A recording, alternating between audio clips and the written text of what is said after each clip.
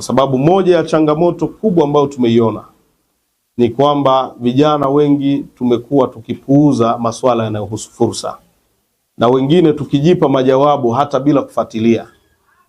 Kumekuwa na kasumba ya vijana kusema bwana, mikopo hii mikopo ni ya watu fulani fulani wanagawiana, hii mikopo hata ufanyeje uweze kuipata, hii mikopo wanapeana wakubwa.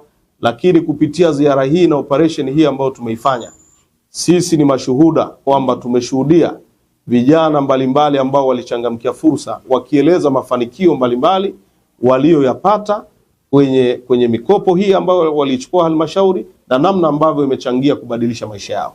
Kwa hiyo tuwaombe vijana wa mkoa wa Kagera tuendelee kuchangamkia fursa, tuendelee kutafuta taarifa sahihi, tuendelee kushirikiana na viongozi wetu wa halmashauri, viongozi wetu walioko kwenye kata, hususan ya maafisa maendeleo ya jamii, ili kuhakikisha kila fursa inayokuwa inatokea basi vijana wanakuwa na uwezo wa kuipata.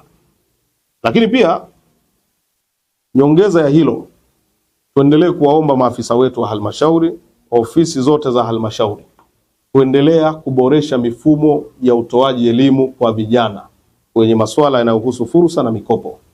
Kwa sababu changamoto nyingine ambayo tumeiona ni kwamba elimu, utolewaji wa elimu kwanza hauko uniform kwenye mkoa wetu.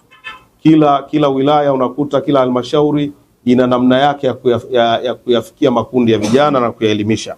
Sasa kupitia ninyi tunaomba tuendelee kutoa wito kwa viongozi wetu wa halmashauri, kwa viongozi wetu wa wilaya, waweke programu nzuri zitakazowafanya vijana wapate elimu ya mara kwa mara.